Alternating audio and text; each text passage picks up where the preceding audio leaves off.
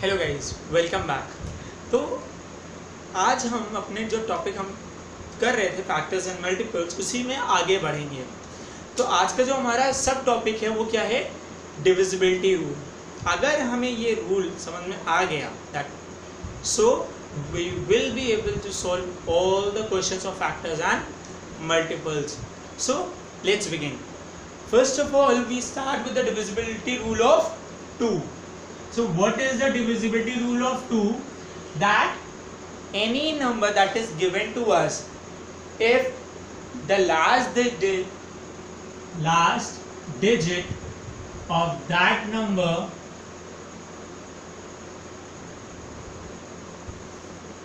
is 0, 2, 4, 6 or 8, that number will be divisible by 2. What does that mean? यानी किसी भी number की last digit that is at ones place, इनमें से कोई भी है 0, 2, 4, 6, 8, तो यानी कि वो नंबर हमारा 2 से डिविजिबल होगा ही होगा। For example if I take 102, अब देखिए यहाँ पे जो वंस प्लेस है यहाँ पे 2 है हमारा। अब हम इसे डिवाइड करके एक बार चेक कर लेते हैं कि ये क्या सही है। 2, 5 times is 10, 0, and we will copy 2, and 1 is also 2, so it is 0. So now we came to know that this divisibility rule is correct.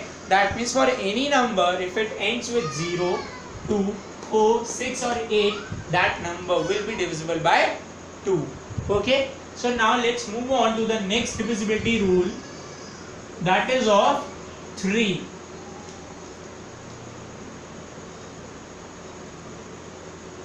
So what is the divisibility rule of 3? That is not similar to as 2. What we do is add all digits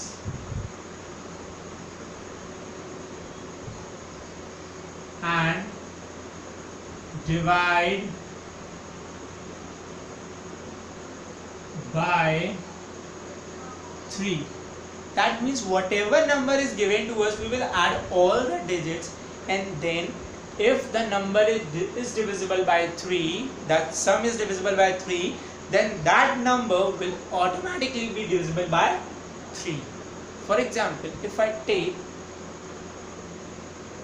237, now we have to check if this number is divisible by 3 or not. So what we are going to do, 2 plus 3 plus 7.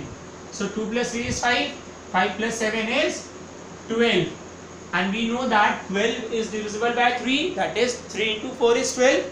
So जो 12 है वो तो 3 से divisible है ही। So now according to this 237 is also divisible by 3, यानी कि 237 भी हमारा 3 से डिवाइड हो जाएगा। Let's take one more example and then I will move on to the next divisibility rule.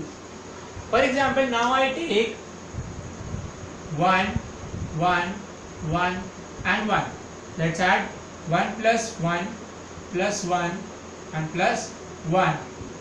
1 plus 1, 2, 2 plus 1, 3, 3 plus 1, 4. Now 4 is not divisible by 3. So this number will also be not divisible by 3. यानी कि अगर हमारा ये जो सम आ रहा है ये अगर 3 से डिविजिबल नहीं है तो ये नंबर भी डिविजिबल नहीं होगा। Okay, now let's move on to next divisibility rule, that is of 4. So the divisibility rule of 4 is that the last 2 digits of the given number should be divisible by 4. That is, last 2 digits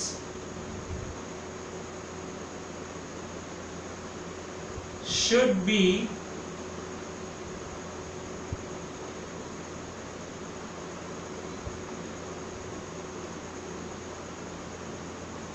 divisible by 4. यानी कि हमारा जो भी number दिया गया है उसकी last की जो 2 डिजिट है that is 1th place and 10th place, अगर वो दोनों डिजिट 4 से डिवाइड हो रही हैं तो वो नंबर हमारा 4 से डिविजिबल होगा। For example I take 1, 0, 2 and 8। इसकी लास्ट की 2 डिजिट्स क्या हैं? 28. So now we will check if 28 is divisible by 4. So 4 into 7 is 28. That means 4 multiplied by 7 is 28. So अब हमारा 28 तो 4 से divisible है, तो on the basis of this property, divisibility rule, this whole number will be divisible by 4. यानी कि अगर last की 2 डिजिट हमारी 4 से डिवाइड हो रही हैं तो हमारा पूरा का पूरा नंबर भी डिविजिबल होगा ही होगा। ठीक। Now I will tell you one more example of this. 3042. Now we will take the last 2 digits, that is 42. Is 42 a multiple of 4? Or 42 is divisible by 4?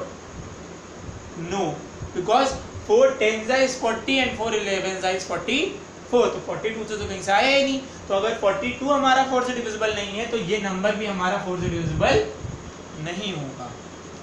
Clear?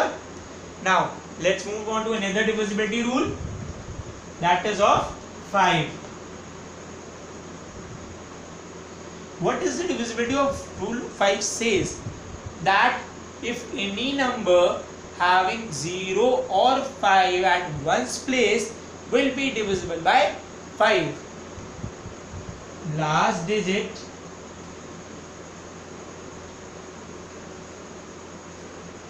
should be either 0 और 5. अब हम इसको कैसे prove कर सकते हैं? हम इसके लिए सिंपलीफाई का टेबल लिख लेंगे। 5, 10, 15, 20, 25 and 30. See, you can see एक के बाद एक या तो हमारा 5 आ रहा है, 0, 5, 0, 5, 0, उसके अलावा तो कहीं कोई नंबर आया ही नहीं वंस की प्लेस पे। तो in case any number is having 0 और 5 at the last digit, or I mean at the ones place, that number will be divisible by 5. यानी कि अगर हमारे लास्ट डिजिट पे 0 या 5 दिया गया है तो यानी कि वो नंबर हमारा कंप्लीटली 5 से डिविजिबल हो जाएगा। उसके अलावा हमें उसमें कुछ सोचने की जरूरत नहीं है। ये दोनों नंबर्स में से कोई एक है वो डिविजिबल है।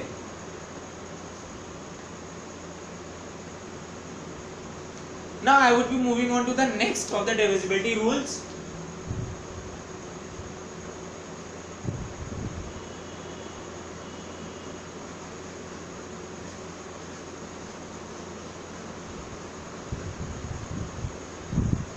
So the next divisibility rule is of 6. So what is the divisibility rule for 6? It is a combination of 2 divisibility rules, that is 8 should be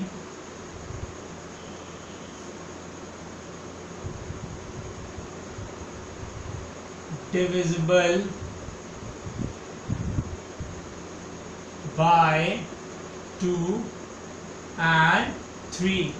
That means जो हमारा 6 है वो 2 और 3 दोनों से ही डिविजिबल होना चाहिए। अगर वो नंबर 2 और 3 दोनों से डिविजिबल है तभी वो 6 से डिविजिबल होगा। For example if I take 12 जो है वो 2 और 3, 2 के टेबल में तो आता ही आता है, 3 के टेबल में आता है।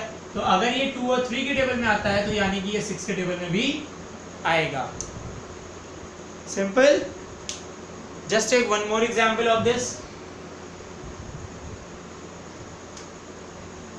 28. See, 2, 3, 6. 2 से तो डिवाइड हो जाएगा। क्यों? क्योंकि लास्ट डिजिट यहाँ क्या है? 8। हमें पता था 0, 2, 4, 6, 8। इनमें से कोई भी नंबर अगर वंस की प्लेस पे दिया हुआ है तो वो हमारा 2 से डिविजिबल होगा। अब 3 की डिविजिबिलिटी कैसे चेक करते हैं? ऐड करके। तो 2 + 8 is 10। 10 तो डिवाइड होगा नहीं 3 से। तो अगर ये नंबर 2 से हो रहा है और 3 से नहीं हो रहा है तो ये 6 से भी नहीं होगा। 6 से डिविजिबल होने के लिए 2 और 3 दोनों से ही डिविजिबल होना कंपलसरी है। अगर दोनों में से किसी एक से हो रहा है तो वो 6 से नहीं हो सकता। 6 के लिए हमारा दोनों से होना बहुत ज़रूरी है, ठीक है। Now the next divisibility rule of is of 9। 9 का डिविजिबिलिटी रूल 3 से बिल्कुल सिमिलर होता है। Sum of all digits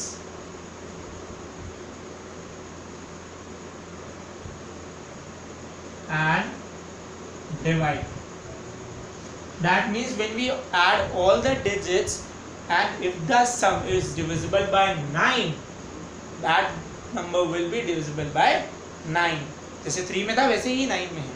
Let's check 3, 5, 7, 1. We have to check if this number is divisible by 9 or not. So first of all, according to the divisibility rule, we will add. So 3 plus 5 plus 7 plus 1. So कितना हो जाएगा ये हमारा? 3 plus 5 is 8, 8 plus 7 is 15, 15 plus 1 16. So is 16 divisible by 9? 9 के table में 16 आता है? नहीं आता है। तो अगर हमारा 16 divisible नहीं है तो ये नंबर भी divisible नहीं होगा 9 से, ठीक।